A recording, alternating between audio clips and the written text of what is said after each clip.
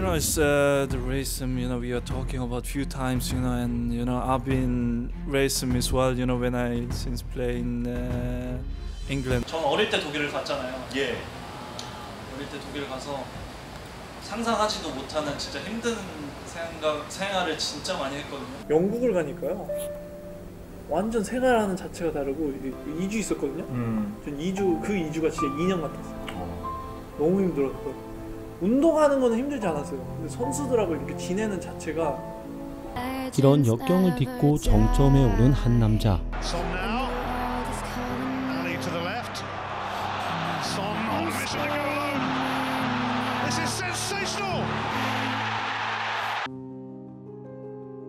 축구 종가의 자존심 잉글랜드에서 스포트라이트를 받으며 토트넘 클럽 역사상 141년 만에 등장한 비유럽인 주장 손흥민.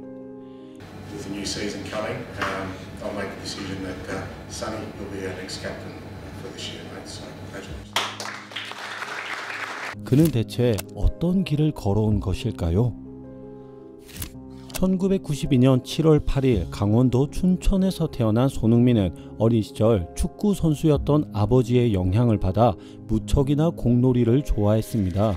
공을 엄청 좋아했어요. 근데 얘가 재능이 있다 어떻다 이런 거를 떠나서 그리고 초등학교 3학년 때 축구 선수가 되고 싶다는 꿈을 아버지께 말하게 되죠.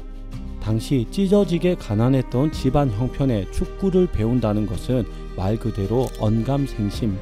흥민이 어렸을 때 이제 컨테이너에서 살았죠. 그러나 손흥민의 아버지는 아들에게서 축구에 대한 진심을 확인했다고 합니다. 축구를 하겠다. 그래서 제가 너 이거 힘들게 하겠냐? 그러니까 좋으니까 하겠다. 네. 그 3번을 물어봤어요. 하겠다는 거예요. 그리하여 본격적으로 훈련에 돌입한 두 부자는 기본기 위주인 볼 리프팅 훈련, 팔자 드리블 훈련 등 볼을 자유자재로 간수할 수 있는 기본기를 아들 손흥민에게 3-4시간씩 연습시킵니다. 매일 하루도 빠짐없이 말이죠. 운동장을 3바퀴를 도는 리프팅으로 이제 3바퀴를 도는 게 있어요. 사실상 팔을 제외한 모든 신체 부위로 볼을 컨트롤해야 했고 관절과 근육 성장을 위해 18세 이전까지 무리한 슈팅 연습을 철저히 배제한 채 아버지에게 혹독한 훈련을 받게 됩니다. 이런 탄탄한 기본기와 성실함을 가지고 중학생이 되어 처음 축구부에 입성하게 된 손흥민은 춘천 후평중학교를 거치며 육민간중학교 축구부에서 동나이대 학생들과 확연한 실력 차이를 보이게 됩니다. 자, 뒤로 패스! 자, 슛!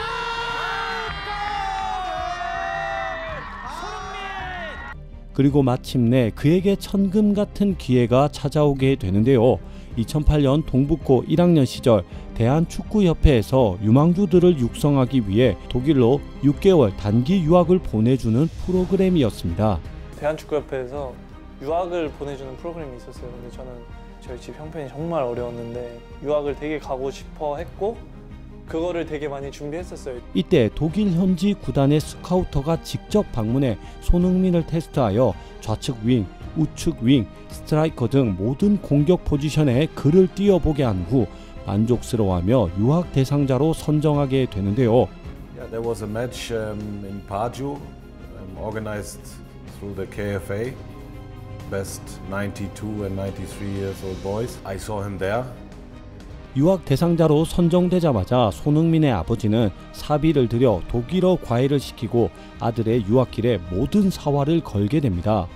유학 대상자로 선정된 다른 친구들은 해외에서 축구를 한다는 들뜬 마음에 잔뜩 부풀어 있었지만 그때 당시 흥민이는 함부르크를 갔었고 저는 뉘른베르크 갔습니다. 이때 독일로 우리 6명이 독일로 떠나는 비행기 내에서 그 마음가짐부터가 흥민이랑 남은 친구들은 좀 달랐다고 저는 개인적으로 생각합니다. 비장한 표정으로 비행기에 올라탄 손흥민은 적자 생존의 간절한 마음으로 독일 땅을 밟게 됩니다.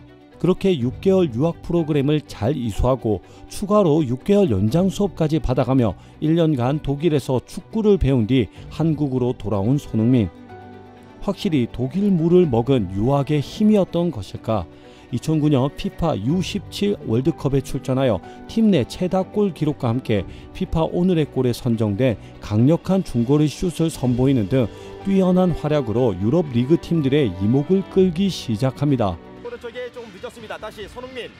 자, 가운데에서 손흥민 중거리 슛! 손흥민! 그중 유학 시절 인연이 있던 함부르크 구단과 4년 계약을 체결 초특급 유망주라는 립 서비스를 받으며 2010년 6월 새 시즌 1군 경기에 바로 합류하게 된 손흥민은 팀 감독과 스태프 모두의 극찬을 받은 것은 물론 같은 소속팀 동료이자 전설적인 축구선수 리트 반 니스텔로이도 손흥민을 여러 차례 언급하며 애정을 드러내게 되는데요. Son is eigenlijk een super speler, super talent. Und ich freue mich, dass durchgekommen ist, so jung und so gut schon ist. Und ich hoffe, dass schnell wieder fit ist. Dann können wir zusammen viel Spaß haben auf dem Platz. 2010-11 시즌의 인상적인 데뷔골로 함부르크 역사상 최연소 득점 기록을 세우고 함부르크 전반기 MVP 후보에 오르며 피파 선정 최고의 10대 유망주 23인에 뽑히게 된 손흥민은 시즌을 거듭할수록 더욱더 날카로워진 슈팅력을 장착하게 됩니다. 그러나 승승장구하고 있던 손흥민에게 위기가 찾아오게 되는데요. 1년 전에 아시안컵을 하는데 4kg가 쪄서 온 거예요. 경기가 되게 많고 이제 저는 경기를 많이 못 뛰고 그러다 보니까 경기 끝나고 들어오면 이제 늦은 시간이잖아요. 근데 늦은 시간인데 경기 뛴 선수들은 회복하기 위해서 먹지만 저는 그런 걸 모르고 그냥 관리를 못하고 먹었던 거죠. 뒤에서 다 뒷담화를 했다는 거예요. 이제 흥민이 끝났다. 체중 관리 실패로 인해 벤치 신세로 전락해 버린 것이었죠. 위기의식을 느낀 두 부자는 바로 지옥 훈련에 돌입하게 됩니다. 그리고 마침내 원래대로 돌아온, 아니 더욱더 건강해져서 나타난 손흥민은 Were you impressed by the change after he came back? Yes, definitely. Or something as well, and he came back, and then he saw him. 이때부터 손세이셔널이라는 별명으로 불려지게 됩니다. 2012-13 시즌 34경기 12골 2개의 도움을 기록하며 만 20살이라는 어린 나이에 처음 두 자릿수 골 맛을 보게 되는데요. 이러한 활약으로 EPL로의 이적설이 거론되며 리버풀, 토트넘, 아스날 등 빅클럽의 러브콜이 쇄도합니다. 시즌 막바지 각종 이적설이 난무하는 가운데 그중 가장 적극적이었던 바이어 레버쿠젠과 5년 계약을 체결 127억이라는 레버쿠젠 역대 최고의 이적료를 갱신하며 독일 분데스리가에 남게 됩니다. 큰 돈이긴 하지만 일단은 돈보다 팀이 가장 중요했고 저한테는 또 좋은 기회였기 때문에 그쪽 팀을 선택한 것 같습니다. 리그 초반 3골 3개의 도움으로 순조로운 출발로 폼을 끌어올린 손흥민은 리그 12라운드 홈경기 친정팀인 함부르크를 상대로 프로 통산 첫 해트트릭을 달성하게 되는데요. 유럽 무대 정규리그 공식 경기에서는 한국인 최초의 해트트릭으로 경기 후엔 MOM으로 선정되고 평점 역시 후스코어드닷컴에 의해 10점 만점, 독일 언론 최고의 평점인 1점을 받게 됩니다. 그렇게 차범근 이후 한국인 두 번째로 레버쿠젠 간판 공격수로 등극하게 됩니다. 2013-14 시즌 리그 10골 4도움을 기록, 함부르크 시절에 이어 2시즌 연속 두 자릿수 골을 기록하며 맹활약을 펼친 손흥민은 2014 브라질 월드컵에서 대표팀 막내로 출전하게 되는데요. 비록 16강 진출에는 실패했지만 월드컵 데뷔골을 넣으며 대한민국 차기 에이스의 등장을 알리는 첫 월드컵 무대를 밟게 됩니다. 이어서 2015 호주 아시안컵에서도 3골을 넣는 활약상으로 준우승까지 이끌며 대회 베스트 11에 선정되게 되는데요. 그렇게 대표팀을 거쳐 한층 더 성장한 모습을 보이며 소속팀 레버쿠젠으로 돌아온 손흥민은 챔피언스 리그 5골 1개의 도움, 분데스리가 17골 3개의 도움으로 2014-15 시즌 최고의 활약으로 초특급 유망주에서 어느샌가 세계적인 주목을 받는 선수가 되어 있었습니다. 그렇게 또 한 번 빅클럽의 관심을 받으며 여러 이적설이 터져 나오던 중 확실한 주전 자리가 보장되어 있는 토트넘과 접촉하게 됩니다. To run, how was very concentrate, and from that moment we start to follow. 그렇게 2015년 8월 토트넘과 5년 계약을 체결, 등번호 7번을 배정받고 이적료 3천만 유로를 기록하며 아시아 역대 최고 이적료를 갱신하게 되는데요. 리그 5라운드 썬더랜드 원정 경기에서 선발 출전하여 프리미어리그 첫 데뷔전을 치렀지만 대체로 부진한 경기력을 보이며 후반 61분 교체되고 마는데요. 토트넘 클럽 역사상 세 번째로 높은 이적료에 걸맞지 않은 경기력으로 팬들의 원성을 사게 됩니다. 그리고 리그 7라운드 홈에서 열린 맨시티전에서 발 부상까지 입으며 데뷔 시즌부터 위기에 봉착하게 되는데요. 발 통증을 무리하게 참고 뛴 탓에 부상이 크게 도져 40일이나 쉬어야 했던 손흥민은 로테이션 멤버로 전락해 폼이 점점 떨어지고 맙니다. 선수가 어떻게 받아들이는지가 참 중요한 것 같아요. 저는 경기를 뛰고 싶었고. 그리고 고질적인 문제였던 퍼스트 터치와 오프 더블 움직임이 부각되어 팀 내에서 입지가 줄어들게 되죠. 엎친 데 덮친 격으로 리우 올림픽 8강 진출에 실패해 병역 혜택까지 좌절되어 극심한 슬럼프에 빠지게 됩니다. 그런 시즌에서 더 많이 배웠던 것 같아요. 유난히. 그렇게 볼프스부르크 이적설이 터져나오고 토트넘과의 작별과 프리미어리그 실패를 암시하는 구설수에 오르게 되는데요. 이러한 위기 속에 손흥민을 구제해준 건 토트넘 감독이었던 포체티노였습니다. 포체티노 감독은 손흥민의 잠재력을 믿었고 계속되는 설득 끝에 그를 잔류시킵니다. Help the team to win games, scoring goals. If not to provide the team the happiness that you need, the energy that you need, and of course it's contagious from him. This happiness and that positive energy. 그렇게 힘겨운 상황에서 프리미어리그 2016-17 시즌을 맞이한 손흥민은 그간의 부상으로 인한 고생과 비난을 일축하고 4라운드 스토크 시티전에서 그야말로 반전 드라마의 역사를 쓰기 시작합니다. 이날 경기에서 2골 1도움을 기록하며 MOM에 선정되고 6라운드 미들즈브러전에서도 멀티골을 넣으며 평점 10점 만점을 받게 되는데요. 이런 그의 부활과 더불어 토트넘이 비상하기 시작했고 이때부터 델레알리, 에릭센, 손흥민, 케인으로 이어지는 사각편대인 데스크 라인이 형성되게 됩니다. 델리 선수, 에릭센, 해리케인, 또 저 이렇게 해서 이름의 앞자리를 스펠링을 줄여가지고 데스크 라인이라고 부르는 것 같아요. 그렇게 리그 14골 6도움, FA컵 6골로 득점왕에 올라 자신의 커리어 하이 시즌을 장식한 손흥민은 시즌이 거듭될수록 볼터치, 패스 연계 등 기량적으로 아쉬웠던 부분들을 점점 보완하고 특히 고질적인 문제였던 오프더볼 움직임이 눈에 띄게 좋아져 팀의 주축 선수가 됩니다.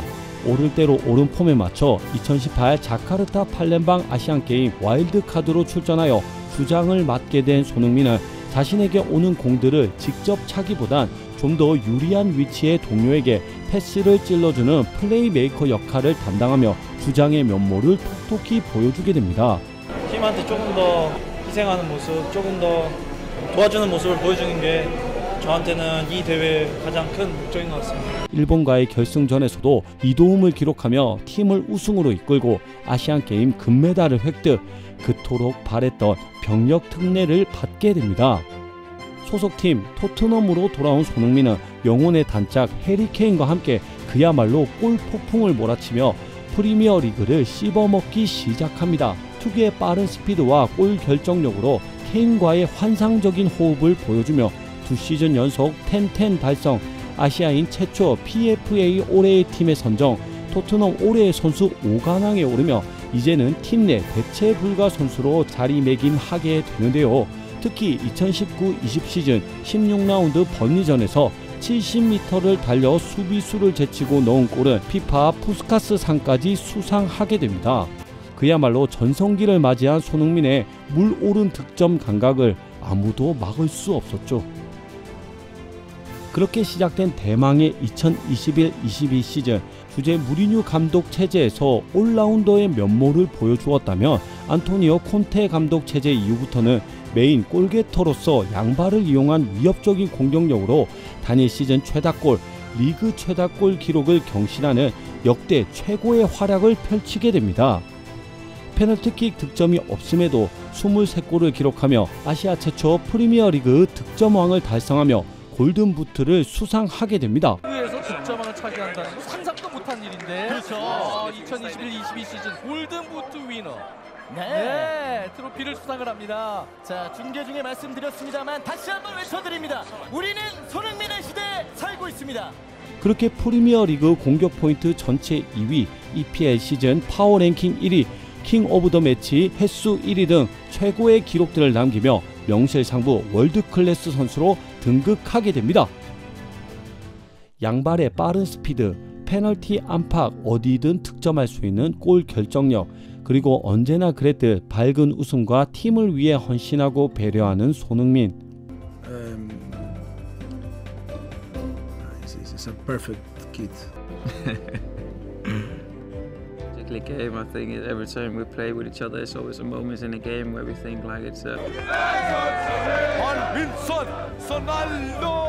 Sonny is a Spurs legend. Majestic. Unbelievable. Sonny is wow. He is amazing. 영혼의 단짝이었던 케인이 없는 어려운 상황에서 토트넘의 새로운 주장으로 임명되어 어깨가 무거워졌습니다. 토트넘 데스크 라인의 마지막 남은 로벤티스트로서 손흥민은 스퍼스의 구세주가 될 수 있을지 귀추가 주목됩니다. 오늘의 주인공 손흥민이었습니다. 끝까지 시청해 주셔서 감사합니다. 구독과 좋아요를 눌러주시면 매주 화제의 인물들의 생애와 재밌는 이야기로 찾아뵙겠습니다. 매일매일 유스팩트.